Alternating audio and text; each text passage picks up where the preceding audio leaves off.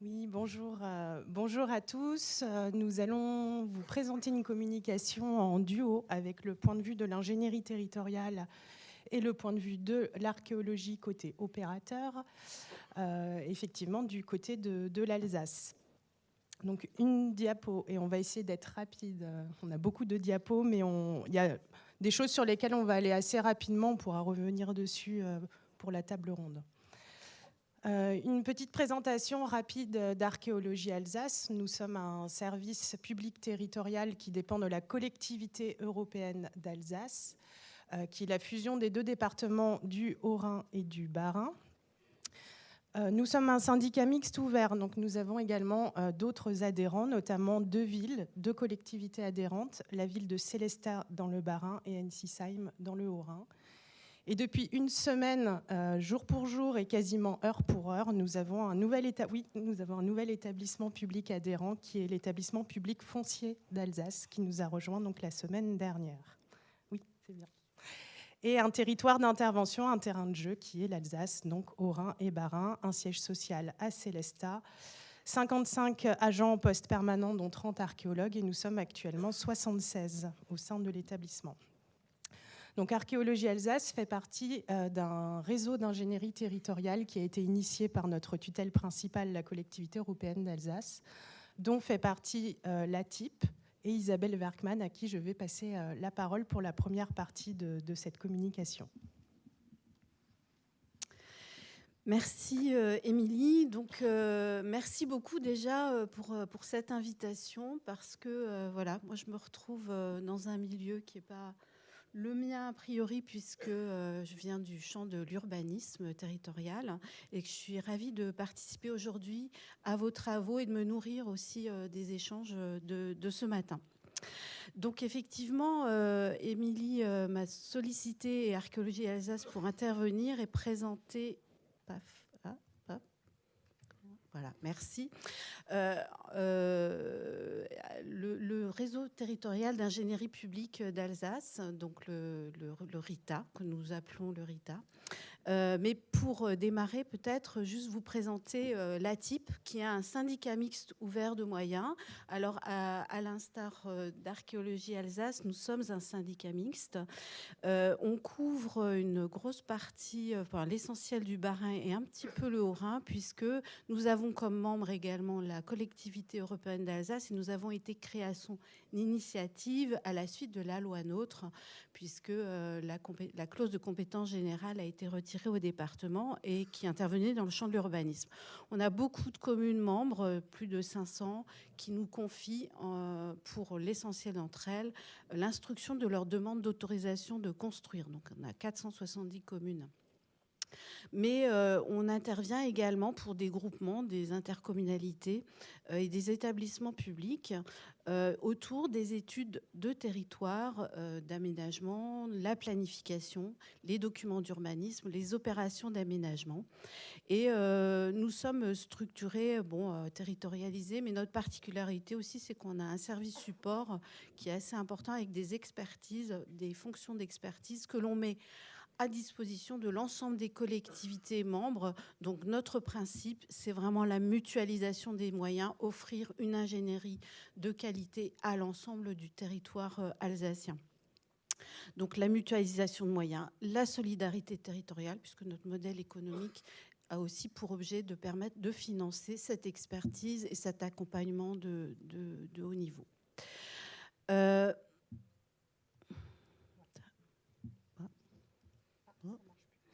Hein, ça ne marche plus. Bon, je peux continuer le temps que ça bouge. Alors en fait, on a 3 pôles de compétences. La formation des élus et des services, l'animation, l'urbanisme et l'aménagement. Donc je viens d'en parler.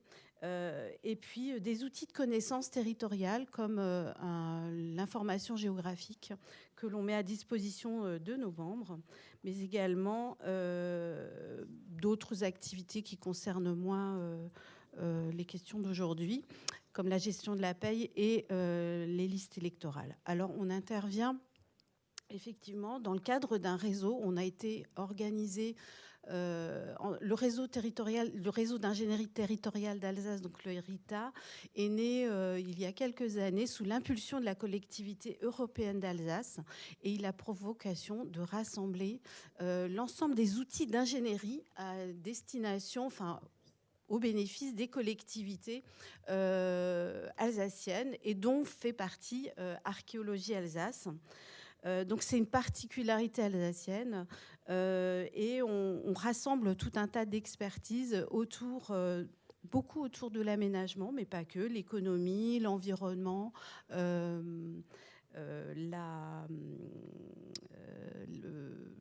l'archéologie, effectivement, mais également l'habitat. Voilà, donc vous aurez, quand ça marchera, vous verrez le périmètre des intervenants. Voilà. Donc, en fait, pourquoi le réseau d'ingénierie territoriale d'Alsace? Ça a été exposé ce matin, on est dans une période de mouvement profond, de mutation, et rassembler les forces de l'ingénierie publique notamment au service des territoires, c'est fondamental. La complexification juridique, les enjeux climatiques, fonciers, etc. Donc c'est rassembler les intelligences, nos capacités d'agir pour anticiper et accompagner au mieux les territoires. Voilà, donc la vocation de ce réseau, c'est de faciliter l'émergence des projets et puis de construire des accompagnements, des méthodes, des pratiques innovantes, former les élus également. Alors, je vais essayer de ne pas faire de bêtises. Voilà. Alors, pour illustrer cette collaboration, en fait, ce réseau d'ingénierie, l'ensemble de ses partenaires accompagnent les collectivités, notamment sur un certain nombre de projets. Donc, le réchauffement climatique, par exemple, la prise en compte des coulées d'eau boueuses. Voilà, on a accompagné une collectivité dans l'élaboration de son document d'urbanisme sur cette thématique avec le SDEA, qui est un outil au service aussi des collectivités sur le domaine de l'eau. Et Archéologie Alsace, par exemple, a accompagné une opération de fouille sur Ensisheim, c'est dans le Haut-Rhin, avec d'autres opérateurs de l'ingénierie publique, donc l'ADIRA ou l'ADOR, qui est une agence départementale vouée à l'urbanisme. Le réseau, c'est former les élus. On a vu que c'est un enjeu fondamental aujourd'hui, le partage de la connaissance et la montée en compétence sur ces sujets et une hybridation des sujets. On a participé avec Archéologie Alsace à une action de sensibilisation des conseillers d'Alsace le 23 septembre dernier, où, sur les questions des enjeux loi climat résilience 2026. C'est fondamental et il faudra accompagner peut-être beaucoup de nouveaux élus. Il y aura un renouvellement des maires sur ces thématiques, et se rassembler pour les former, c'est indispensable. Alors, face aux ânes, quels enjeux pour les collectivités ? On l'a dit ce matin, c'est vrai que c'est peut-être pas une révolution au sens strict du terme, puisque les enjeux de sobriété foncière existent depuis longtemps, déjà la loi SRU, peut-être même avant, mais aujourd'hui on change quand même un petit peu de paradigme, et ce qu'on peut observer en tout cas, c'est que sur l'Alsace, on se rend compte qu'on a environ 30% de la consommation foncière du Grand Est. Donc c'est un enjeu important pour le département Alsace. Et ce qu'on peut observer, c'est que on parlait de renaturation tout à l'heure, c'est qu'effectivement il y a un peu de renaturation qui permet d'avoir une comptabilisation plus vertueuse, entre guillemets, mais c'est très résiduel en réalité sur le ZAN. Alors, on change de modèle dans la façon de concevoir l'aménagement. On est parti, en fait, on avait une tendance quand même beaucoup à la périurbanisation. Et aujourd'hui, nos politiques nationales, publiques, nous engagent plutôt à changer de système dans la façon de concevoir l'aménagement. et notamment de ne plus consommer d'espaces naturels et forestiers, et puis également de ne plus artificialiser le moins possible. Donc, ça a été dit ce matin, il y a un enjeu sur la réduction de la capacité à consommer le foncier, donc une augmentation de la pression sur les prix du foncier et l'immobilier. Alors aujourd'hui, c'est construire les territoires de demain avec de nouveaux modèles, de nouvelles méthodes, de relations, de nouveaux acteurs. Donc quel village, quelle ville de demain? On en a parlé un petit peu déjà ce matin. On a un nouveau modèle économique aussi sur la fabrication de la ville à envisager et un renouveau du politique qui devient, je pense, essentiel. L'action publique doit revenir absolument au centre de la façon d'aménager l'espace. Elle était déjà présente auparavant, mais là, c'est peut-être beaucoup plus prégnant aujourd'hui. Comment aménager le territoire de demain? On en a parlé aussi beaucoup ce matin. Les ressources foncières sont limitées. Je vais passer très vite parce qu'on l'a dit déjà ce matin. Donc l'intensification urbaine, la densification du bâti, le recyclage urbain. Mais également la question d'avoir un espace de qualité, ça c'est un enjeu très important et résilient face aux risques. Je vais très vite. Donc aujourd'hui, c'est de penser l'espace et l'aménagement avec une densité qualitative. Vous en avez parlé ce matin, il y a eu des questions. Effectivement, le choix des formes urbaines est très important.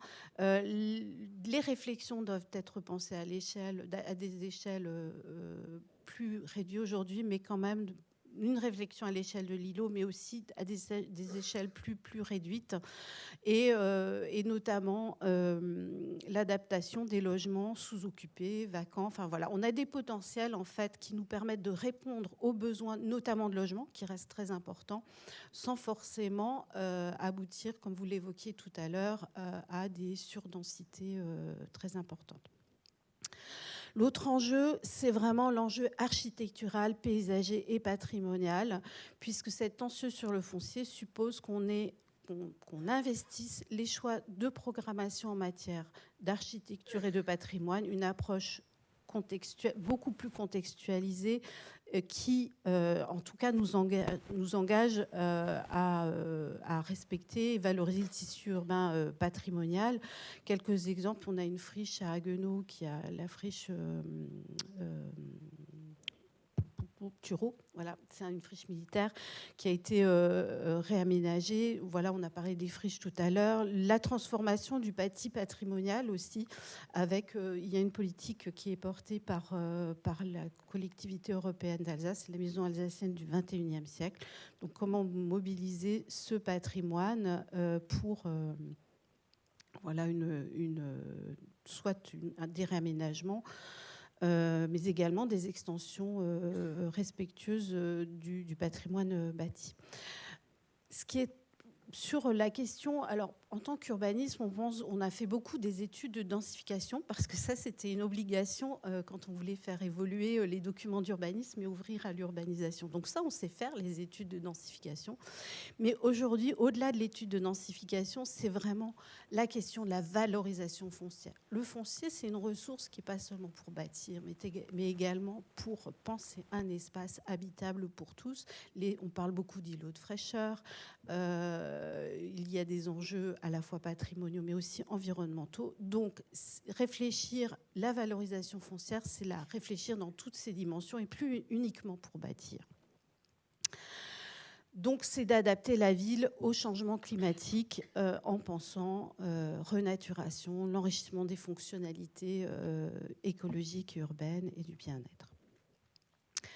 Un exemple, vous en avez peut-être entendu parler, sûrement, c'est la question de la ville, enfin, c'est un mot valise, la ville éponge, c'est la gestion intégrée des eaux pluviales, mais qui va impacter et qui impacte sans doute déjà vos pratiques, puisque voilà, les désimperméabilisations qui amènent des flux dans le sol qui n'étaient peut-être pas jusqu'à présent, en tout cas soumis à ces flux d'eau, par exemple. C'est les noues, enfin, l'aménagement aussi de parkings qui sont plus uniquement en enrobé, mais qui permettent la perméabilité des eaux, donc qui peut avoir un impact très fort sur le mobilier qui peut se trouver en sous-sol. Aujourd'hui, ce qui est fondamental, je pense, c'est qu'on est vraiment sur une question de gouvernance, d'évolution de la gouvernance, donc avec des élus qui doivent être au centre de l'action publique dans ce domaine. Donc, penser la valorisation des biens communs, l'eau, l'archéologie, la sécurité, la santé. Sortir du chacun maître chez soi, c'est quand même une particularité française. Voilà, la propriété, c'est un droit absolu et sacré. Donc voilà, l'urbanisme vient un peu contrebalancer dans ce début d'intérêt général cette façon de penser l'espace, les enjeux fonciers, j'en ai déjà parlé. Donc c'est vraiment partager des stratégies territoriales au-delà des périmètres de décision individuelle au sens, mais ça peut être très local aussi. Concevoir des projets ensemble. Et je pense que aussi pour revenir finalement aux enjeux qui peuvent, eux, vous occuper, mais on en a déjà parlé beaucoup ce matin, les impacts sur l'archéologie, je ne vais pas revenir sur ce qui a été dit parce que voilà, je l'avais bien évidemment identifié, mais de mon point de vue, ce qui ressort, outre ce qui a été dit ce matin, c'est vraiment les besoins de formation et de coordination des acteurs, une anticipation des procédures, parce qu'en matière environnementale, voilà, le droit de l'environnement, il est très intégré au droit de l'urbanisme aujourd'hui. On ne peut pas penser une opération d'aménagement sans envisager les procédures environnementales, et les procédures et les enjeux archéologiques doivent peut-être être pris beaucoup plus en amont. Les enjeux financiers également. On a des outils de partage de la connaissance. Ça se fait par exemple, j'en parlais tout à l'heure, en matière d'environnement, puisqu'on a une obligation de verser toutes les études environnementales sur une plateforme. Ça permet d'éviter de réinvestir dans des études qui ont déjà été faites. Donc une économie, aussi repenser une économie de l'aménagement, donc en mutualisant l'ensemble des études et en partageant la connaissance. C'est aussi notre objectif, hein, que de partager la connaissance. Et puis, on est tous très spécialisés, donc les enjeux, c'est vraiment l'hybridation ou peut-être un meilleur partage de nos métiers, de nos connaissances, une formation mutuelle, réciproque, pour... voilà, on est dans une période, je dirais, de sobriété économique. Voilà. Donc, mutualiser, c'est une façon aussi d'économiser, mais de s'enrichir. Merci beaucoup. Je ne sais pas combien de temps il nous reste. On a un peu de temps. 2 minutes. Ah bah c'est super. Bah oui, tu as beaucoup parlé, Isabelle. Je vais aller très vite. On en reparlera pour la table ronde. Les typologies d'intervention, on en reparlera pour la table ronde. Je vais aller directement à une nouvelle typologie d'intervention à laquelle nous sommes confrontés en Alsace. C'est justement le principe de déminéralisation des cours d'école pour retrouver justement cette ville éponge dont tu parlais, Isabelle. Et nous sommes déjà une quinzaine de cours d'école diagnostiqués. Je ne sais pas où tu es, Nicolas. Il y a une nouvelle salve qui arrive, qui va être votée en novembre là, par l'Eurométropole de Strasbourg. Voilà, donc... ça, c'est vraiment nouvelle typologie. Ça donne des photographies assez étonnantes. Hein. On a diagnostic vraiment près des jeux d'enfants. Pour les éléments de contexte, je ne vais pas revenir dessus. C'est ce principe de ville éponge, mais aussi des enjeux vraiment éducatifs et de bien-être des élèves qui rentrent vraiment dans une politique de santé publique. Donc, on a de plus en plus de collectivités qui vont effectivement déminéraliser, végétaliser leurs cours d'école. Bien évidemment, il y a un enjeu financier. L'agence de l'eau Rhin-Meuse finance 60 à 80% des projets de déminéralisation. Donc forcément, ça aide les collectivités aussi à passer le cap. Point de vigilance, possible trou dans la raquette. En faisant une recherche très rapide sur Internet, on trouve des projets de déminéralisation d'écoles en Alsace un peu partout et pas forcément des projets qui arrivent sur le bureau des DRAC. Toujours ce problème d'emprise et de trous dans la raquette aussi. Point de vigilance, une tension accrue du côté politique et économique. J'avais lancé une alerte lors de la rencontre des collectivités territoriales et de la sous-direction en avril dernier. Regardez, quelques semaines plus tard, nous avons fait la une des DNA. Dernière nouvelle d'Alsace, parce que du coup, comme ce sont des projets qui ne sont pas FNAPés, qui doivent être payés intégralement par les communes, il y a une colère qui s'est emparée en tout cas pour ce projet-là. Il y a une MCP qui a été faite, donc il n'y a pas eu de fouille sur ce projet. Point de vigilance, les enjeux de planification. Un diagnostic dans une cour d'école, c'est forcément pendant les vacances scolaires. S'il y a une fouille, ce sera forcément pendant les grandes vacances. Donc il faut bien que les acteurs locaux aient tous ces enjeux de planning en tête. C'est-à-dire que s'ils peuvent être concernés par un diagnostic, il faut se dire que le projet de déminéralisation n'aura sans doute pas lieu avant l'année N+2. Hein, et ça, c'est quand même assez compliqué à leur faire entendre.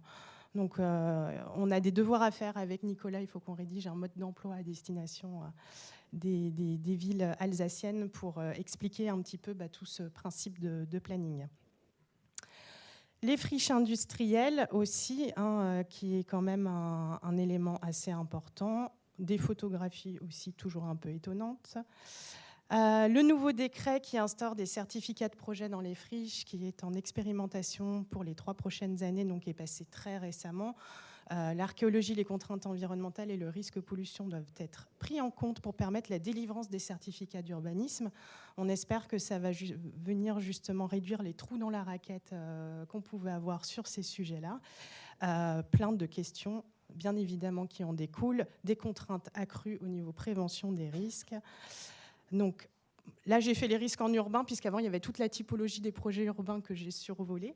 Mais bien évidemment, les interventions en sondage profond, mise en place de blindage pour fouiller en sécurité, le travail en hauteur avec la réhabilitation et la restauration des monuments historiques ou du patrimoine bâti, qui constitue aussi un risque. L'exposition à des pollutions avec ce cas très particulier de Célestat, l'ancienne friche celluloïde, à 300 mètres d'archéologie Alsace, qui était fort pratique, et pour le diagnostic et pour la fouille. Donc, une friche industrielle, de grosses pollutions des nappes d'hydrocarbures, comme vous pouvez le voir sur cette superbe photo. Donc, la fouille a été prescrite puisqu'on était sur une enceinte Vauban. Donc, voilà, on trouve des choses sous les friches industrielles. Et pour la particularité, la dépollution a fait l'objet d'un suivi archéologique de la dépollution. Donc on a fait le diagnostic, le suivi archéologique des travaux de dépollution et ensuite la fouille. Pour ça, on a mis en place des protocoles spécifiques avec l'INRS. Je ne vais pas m'appesantir dessus, il va y avoir toute une matinée consacrée à ce sujet-là. Demain, des contraintes accrues au niveau organisation, et ça c'est très important, de l'agilité des équipes et de toutes les équipes, parce que des interventions, que ce soit sur les dents creuses, les suivis de travaux, les réseaux de chaleur, les mobilités douces, et on a quand même 2 gros projets de tramway en ce moment à Strasbourg, ça nécessite vraiment une agilité dans la gestion du planning des équipes, surtout que pour certains projets, on y va en groupement avec l'INRAP. Donc là, c'est une agilité x2, puisqu'il va falloir que nos 2 agents de planification se coordonnent entre elles, ce qui va être quand même quelque chose. Et j'ai mis toutes les équipes, puisque bien évidemment, la logistique est impactée. Les RH sont impactés quand il faut embaucher des techniciens pour aller sur un chantier, parce que c'est des chantiers où il faut aller très rapidement sur ces interventions urbaines. Au niveau de l'organisation, on a des grandes contraintes au niveau des chantiers en coactivité, et notamment avec des aménageurs peu habitués à l'archéologie. Et là, je vois Nicolas qui a un sourire en coin. On en parlera sans doute pour la table ronde, puisque lundi de cette semaine était la journée de l'enfer, de votre côté, du nôtre aussi, à cause de ça. Et on a aussi des problèmes d'occupation illégale de locaux désaffectés. Forcément, on intervient dans des friches industrielles. Nous avons appris aussi lundi, puisque c'était la journée de l'enfer, que nous avons des squatteurs qui sont dans une usine sur laquelle nous devons faire un diagnostic. Voilà, donc des contraintes quand même assez, qui deviennent de plus en plus importantes et qu'il va falloir apprendre à gérer. Il faut s'adapter, comme nous disait Vincent Inker tout à l'heure. Je lance quelques petites questions pour la table ronde tout à l'heure. Là, je ne vais pas y répondre, mais quelles interventions en milieu rural demain ?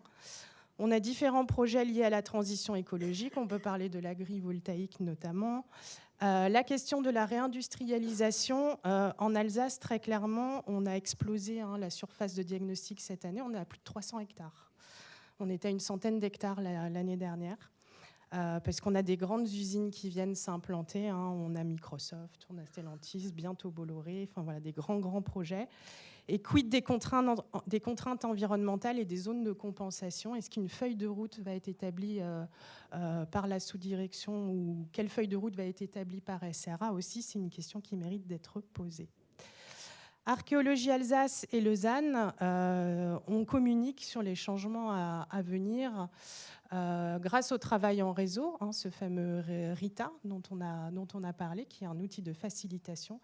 Mais on communique également en externe et aussi en interne, on a pas mal de travail. Donc là, je vais très rapidement aussi au sein du RITA Archéologie Alsace, donc depuis 2023, à réaliser plusieurs interventions auprès des élus, auprès des directions de territoire.